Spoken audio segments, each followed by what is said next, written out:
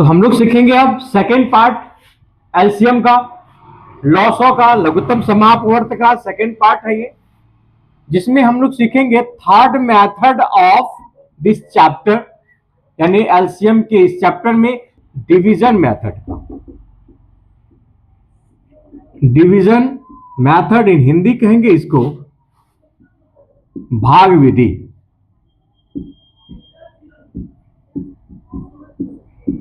ठीक है, इसके भाग देने का विधि अलग होता है। जैसे कि हम लोग कोई संख्या ले लें कि क्वेश्चन दिया आएगा 16, 24 एवं 36 का भाग विधि से लॉसो ज्ञात करें, यानी लघुत्तम समापवर्त्य क्या करें, ज्ञात करें। इन इंग्लिश इसी चीज को लिखेंगे, फाइंड द एलसीएम ऑफ, क्या है 16 है, 16, 24 एंड 36 बाई कौन सा मेथड वो लिखना है, वो है डिवीजन मेथड। Division method. तो जब भी आप लोग सॉल्व करेंगे ये देख ले मेथड कौन सा पूछ रहा है। यदि मेथड नहीं दिया हुआ हो तो आपको जो इजी मेथड लगे उस मेथड से आप लोग सॉल्व कर सकते हैं। तो सबसे पहले अब इसको हम भाग विधि से सॉल्व करेंगे। तो 16 है, 24 है, यहां पे लिखेंगे सॉल्यूशन। बनाने का तरीका इस तरह से होना चाहिए कि डायरेक्ट हम बनाना शुरू कर दें।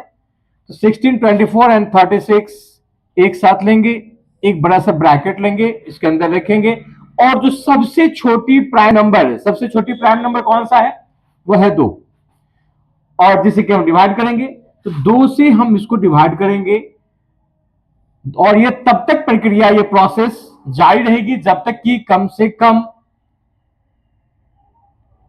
2 अंक तक हम लगा सकते हैं।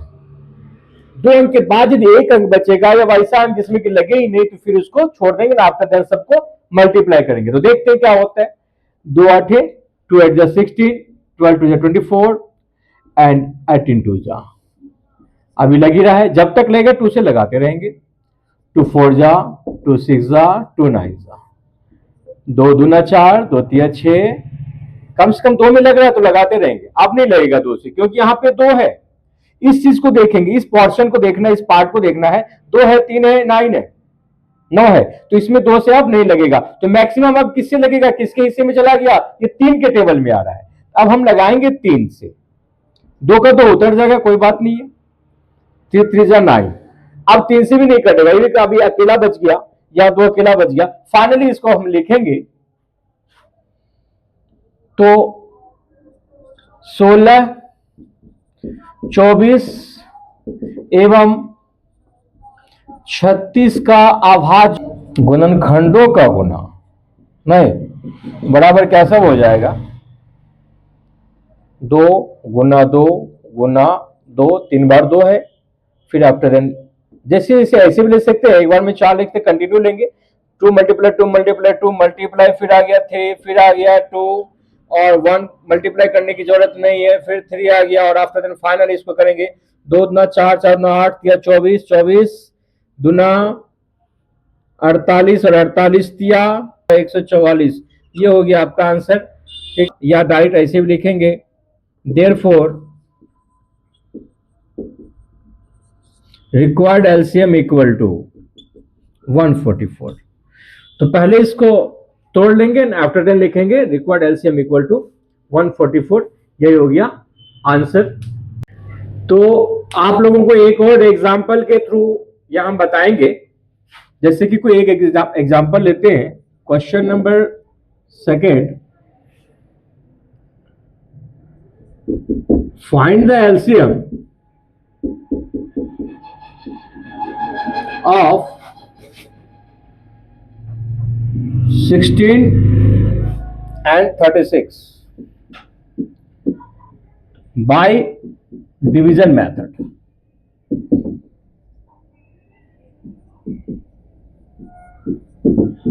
ठीक है, तो सॉल्यूशन लिखेंगे इसको, यानी हल इन हिंदी।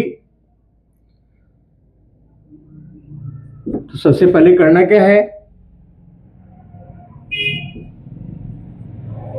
16 एवं 36 का लॉसो लिखें या एलसीएम लिखें, लॉसो या एलसीएम कुछ भी लिख सकते हैं, दिखाएंगे इस तरह से। और 16 और 36 को फिर वो जो डिवीजन ब्रैकेट है उसके अंदर रखेंगे, और सबसे जो सबसे स्मॉलेस्ट प्राइम नंबर है वो है 2, और 2 से लगाएंगे। उसके बाद फिर आगे आगे बढ़ते जाएंगे, 2 से दोनों में लग रहा है तो लगा देंगे, 2 8 जा एंड 18 2 जा, ठीक है। एंड आफ्टर देन फिर लगेगा 2 4 जा 2 9 जा। क्या अब लगेगा 9 तो 2 के टेबल में आता नहीं है, कहीं नहीं आता है, केवल 4 आता है, तो सिंगल सिंगल आ रहा है तो नहीं लगाएंगे।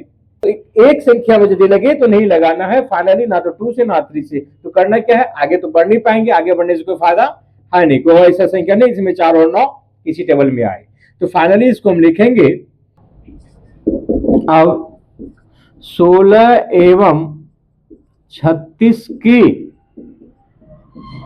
गुणनखंडों का गुणनफल, गुणनखंडों का गुणनफल, ये एक सिस्टमैटिक तरीका हुआ बनाने का।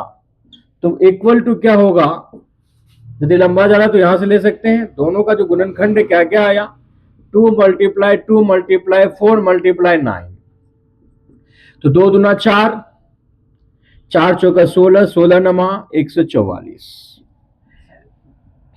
तो इसी को हम कहेंगे, इसीलिए